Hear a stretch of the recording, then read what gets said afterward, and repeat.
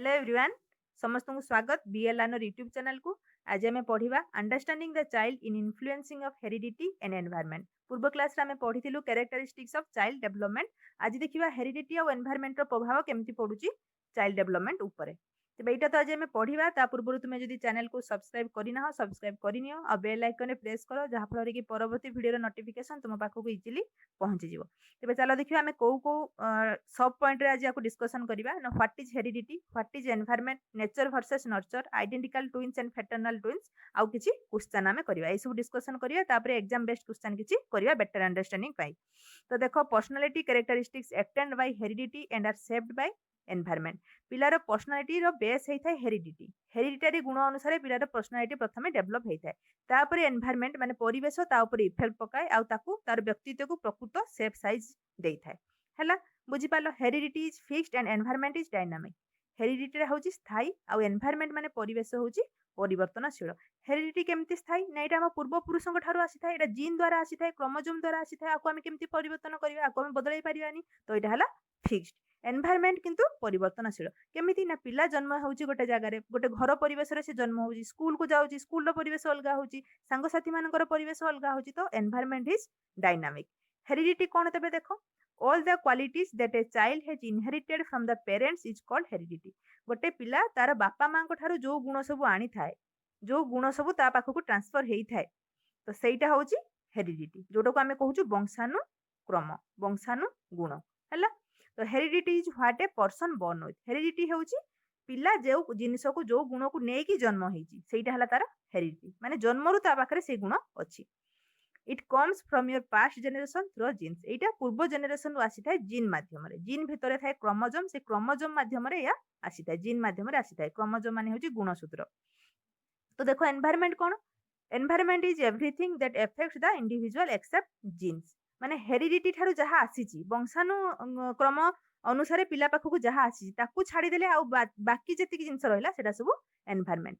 बाकी जहा भी रहला सेटा हला एनवायरनमेंट। जो जिंस तुम पाखकु जीन द्वारा आसीची ताकू छाड़ी की आउ जहा भी रहिला सराउंडिंग रे सेटा होची हमर environment. Environment is of two types, that is internal and external. Environment दुई प्रकार रहिछि, गोटे हला इंटरनल एनवायरनमेंट आउ हला एक्सटर्नल एनवायरनमेंट। इंटरनल एनवायरनमेंट कोन ना पिला जतबेले मार पेट भितरे रहउछि सेटा हला इंटरनल। मातृगर्भर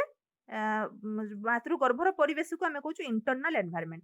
आउ पिला जन्म हवा पोरे तार चतुर्पार्श्वर परिवेश को आमे कहूछु एक्सटर्नल एनवायरनमेंट। तेबे देखो नेचर वर्सेस नर्चर। नेचर कोन, नेचर मीन्स हेरिडिटी, जोटा कि हमर वंशानुक्रमिक गुण, वंशरु जे जिंस हम पाखकु आसीची सेटा होची नेचर। तुमे सुनिथिबो नेचर केबे बदलेनी, प्रकृति केबे बदलेनी। कुकुर लांगुड़ को जेते नळी भितरे पुरैले मध्ये ता सीधा हुएनी, काहेकि ना तार प्रकृति सेया। ए जिंस हमें कहूछु प्रकृति केबे मनुष्यर बदलेनी, तो से प्रकृतिटा कोन ना हेरिडिटी, वंशरु जहा हमको आसीची, पूर्व पीढ़ी रु जहा हम पाखकु आसीची, तो सेटा को हमें चेंज करि परिबा नाही।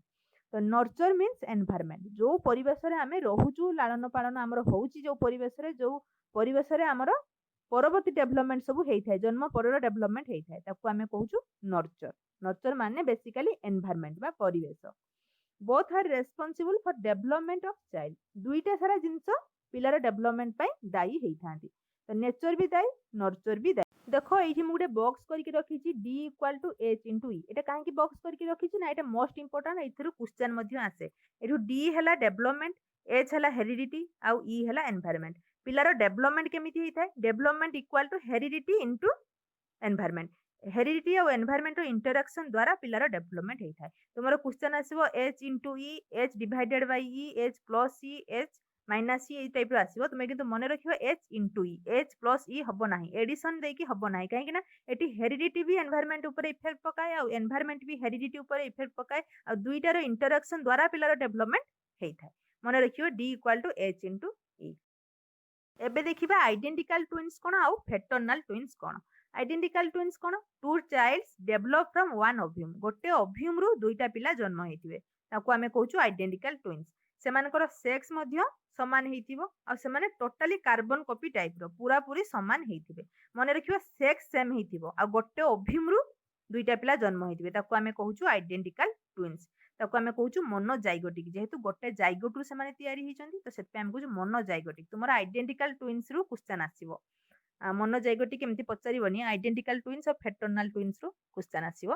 तो केवल तुमे मन रखिबो जो दुईटा पिला गोटे ओव्यूम रु जन्म नहीं थांती और तांकर सेक्स मध्य समान नहीं थाए आमे ताकू कहिबा आइडेंटिकल ट्विन्स।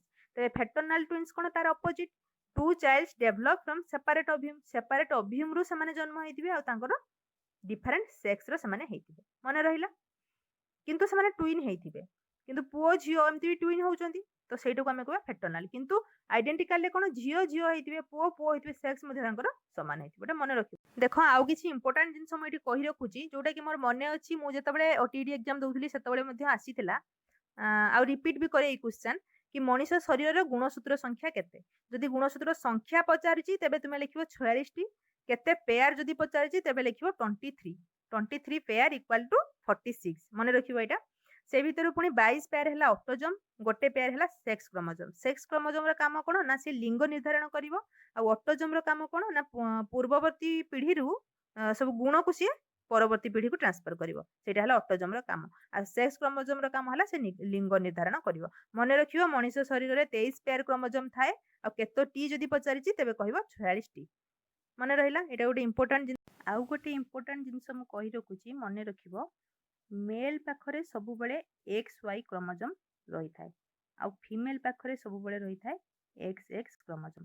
तेबे मेल रु जदि एक्स आसुची और फीमेल रु एक्स आसुची गोटे बेबी पाखरे एक्स एक्स क्रोमोजोम हेउची सो एक्स एक्स क्रोमोजोम धारण करिथिला बेबीटी हेउची गर्ल झियो पिलाटी हेइ थाए।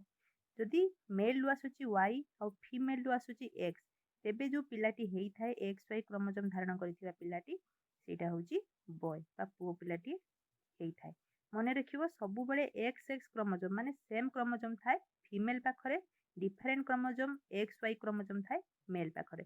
तेबे एइठू स्पष्ट भाव रे जणा पडुची लिंग निर्धारण रे माने पुओ झियो हबारे दाई की मेल किंतु आमे साधारणतः फीमेल को भाबी थाउ जोटा कि रॉन्ग मन रखिबो ए जिंस। आउ 22 पेयर जो ऑटोजोम हमरो रहुजी सेटा मेल फीमेल ले समान थाए आ जो 1 पेयर रहउची सेटा डिफरेंट थाए जोटा कि मैं कहली फीमेल ले थाए एक्स एक्स और मेल ले थाए एक्स वाई मन रहिला। एबे किछि क्वेश्चन देखि नबा। एक नंबर क्वेश्चन देखो 22 pairs of chromosomes are same in male and female they are known as 22 pair जो क्रोमोसोम थाए समान थाए मेल और फीमेल ले ताको हमें कोन कहूछु। एबे मु कहली समान जो 22 पेयर थाए ताको हमें कहूछु ऑटोजोम 1 पेयर को कहूछु सेक्स क्रोमोसोम। तेबे ए ऑप्शन ठीक हबो ऑटोजोम्स। सेकंड पॉइंट देखो second question development is the product of काହାର गुणफल हेउची डेवलपमेंट। मने थिबो मु गोटे बॉक्स करिकि रखितली D equal to H into E heredity into environment development equal to heredity into environment. तेबे बी ऑप्शन एटी ठीक हबो।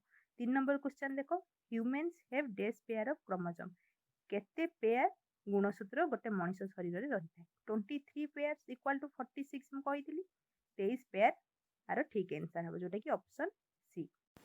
तेबे एई तो रहिला हमर आजिरो क्लास जदि भलो लागुची तेबे लाइक निहाती भाबरे करिवो जदि चैनल को सब्सक्राइब करना सब्सक्राइब करिवो आउ जदि किछि डाउट रहि जाउची तेबे कमेंट बॉक्स रे लिखि निहाती भाबरे पचारिवो कमेंट रे मु रिप्लाई देबी नले तुम डाउट को सब कलेक्शन करिकि हमें एक्स्ट्रा वीडियो गोटे बनेबा doubt clear pi. Thank you.